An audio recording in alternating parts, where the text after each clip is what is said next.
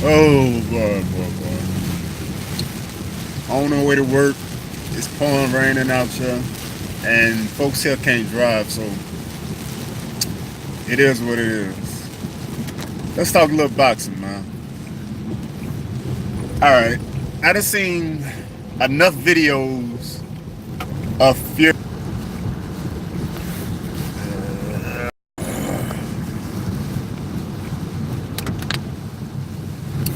Damn it.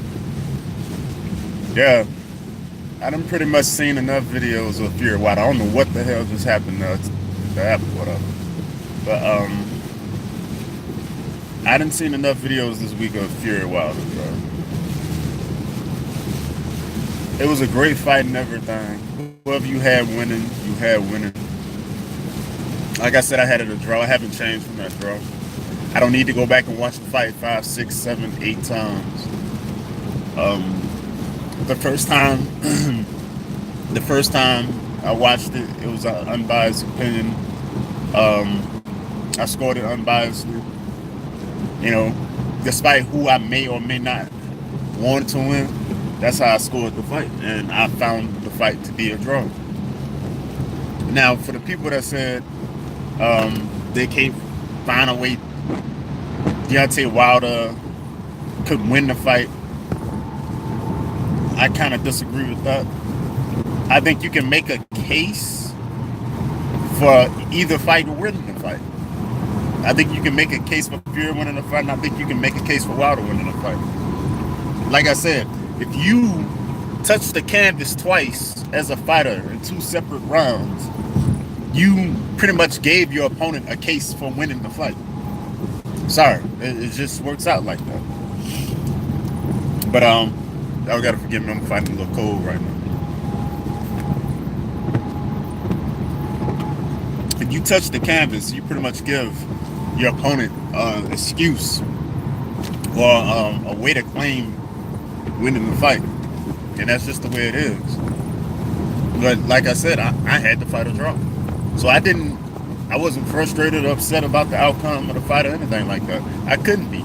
I had it a draw, and that's just what it is. I had it a draw, and I'm glad Deontay Wilder came out and told Anthony Joshua, like, yo, I'm not even looking for you, bro. I'm trying to get that Fury rematch. Now I think just like Fury did with this match, Fury brought in Freddie Roach, you know, as an extra set of eyes and everything else, which I didn't think that was going to make a big difference, and it it made a difference if you ask me, because I could see some things that Roach taught Fury, but the two knockdowns proved to me that it didn't make it didn't make the difference that I thought it wasn't gonna make, because Freddie Roach, he's an offensive coach. I thought Fury looked sharp as shit. But getting caught with those right hands the way he did just tells me, like, the other that downside of having Freddie Roach as your head trainer showed up right there. It showed up. That's the thing about Freddie Roach. He's a good offensive minded trainer. But when it comes to defense, man, Freddie Roach can't teach you defense to save his fucking life, bro. I'm just being real. He can't teach you defense to save his fucking life. But like I said, the offensive portion of what he could teach you showed up in that fight for Tyson Fury. And that's why I'm like, Deontay Wilder, if I were Deontay Wilder, I would do the same. I think Town Biz mentioned like Mayweather Senior or somebody like that, which I don't know about a Mayweather Senior, but I wouldn't mind seeing somebody like a Mayweather Senior in his camp or somebody like that. You know, not necessarily a Freddie Roach or but you know, an extra set of eyes. You know, somebody like that. In 2 miles, use the second from the right lane to take exit 21A for US 281 north toward Johnson City. Somebody that can utilize Deontay Wilder's athleticism. And yeah, like I said, I think he should really consider that. I think he should really consider not getting rid of any of his coaches and stuff like that, because truth be told, if it ain't broke, don't fix it. But there's glaring things that he could be doing and there's glaring things that he could be better at. So this I wouldn't get rid of Mark Breland at all. I would sharpen up on a couple of things, and I would bring an extra set of eyes in camp. And matter of fact, I would be training with an extra set of eyes right now. Because Deontay Wilder, he didn't hit the canvas or anything like that. It ain't like Wilder is injured or anything like that. He can go back and sharpen up that knife right now. Working with various trying to see which trainer, kind of fits what would be good for him. But as far as like anything else, man, I mean, I would do exactly what Fury did. I think what Fury did in the long run worked out and benefited him. Even though, like I said, Freddie Roach, he's not the best defensive trainer, man. He's not. He's a great offensive trainer. He's not the very best, or to me, even decent defensive trainer. I mean, when you lose a Freddie Roach fighter. In half a mile, use the second from the right lane to take exit 21A for US 281 north toward Johnson City. Majority of Freddie Roach fighters usually lose on their face or their back. That's just truth be told. I mean, I'm in Wakan was being trained by Freddie Roach, and I remember, Manny. Use the second from the right lane to take exit 21A, then keep left at the fork.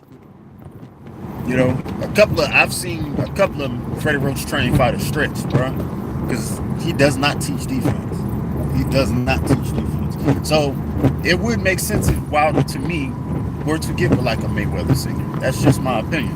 If Wilder were to get with a Mayweather Senior, keep Mark Breland. But like I said, keep left at the fork. Just get an extra set of eyes in there. I think that would benefit him. It would behoove him, should I say. What else we got? We got Lomo back in the ring tomorrow. I'm kind of excited about that. I'm kind of excited to see Lomo back in the ring tomorrow, man. I think he's coming off a shoulder surgery or whatever. And he's going against, who is it? Pedraza, I think, right? I forget who he's fighting, but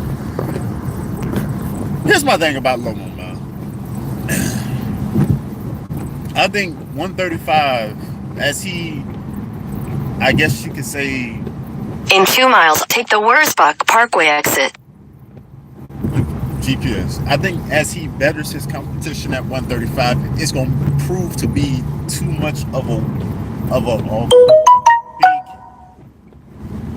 weight gain for him, man. I think we've seen it in his last fight when he got dropped, man. I think 135 is too big for Lomo. That's just me personally. I think he can win there, but once he started fighting the best at 135, let's say if a Mikey Garcia decides to come back down to 135 after the Spence fight or something like that, I don't like the looks of it for Lomo, man. I don't like the looks of it for Lomo. I like Lomo like a motherfucker, man, but sometimes you can just notice, like, excuse me. The main reason I'm favoring Spence over Mikey Garcia is because at 140, Mikey Garcia, even though he beat Lipinets, he didn't look good at 140. So what makes me think he's going to look even better at 147 against an even better opponent? I mean, you got to use common sense with stuff like that, man.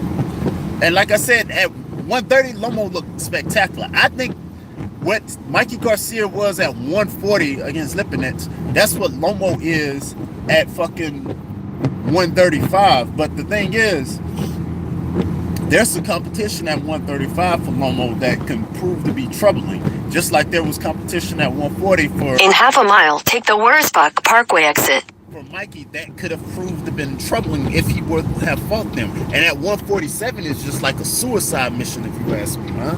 You asking for trouble.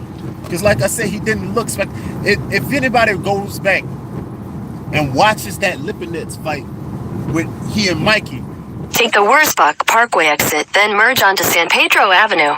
Look at not only how clean Lipinets was able to hit Mikey, but look at Mikey's midsection, man. Mikey looked pudgy as fuck, like he tried to pack on 140. Like he tried his best to make 140. And you mean to tell me that you think... Merge onto San Pedro Avenue, then turn right onto Orion Parkway. You mean to tell me that you think Mikey's gonna stand a chance at 147 against a guy like Spence, bro? I'm sorry, man. I just can't see it. I'm just being honest. I can't see it. I don't see Mikey faring well at 147. I think he's biting off a lot more than he can chew. Take the next right onto Orion Parkway. I think he's biting off a lot more than he can chew at 147. I don't think he belongs that high. Continue for 3/4 of a mile. I think optimum weight for Mikey is 135. I think optimum weight for Lomo is 130. I do. But that being said, I think Lomo wins tomorrow. Like I seen when old boy fought on ESPN to gain the Lomo title shot. If the surgery didn't affect Lomo at all, which Lomo's what, like 28? I mean, Lomo's still in the prime of his career right now, so he should be able to come back, no problem. I think Lomo wins tomorrow. I think he wins a decision tomorrow. I think he goes all 12. I don't see him stopping him. What else we got? I could talk about Pacquiao, Broner, but I favor Pacquiao to win that fight, but I think Broner's gonna make it a little bit better than what a lot of people are thinking.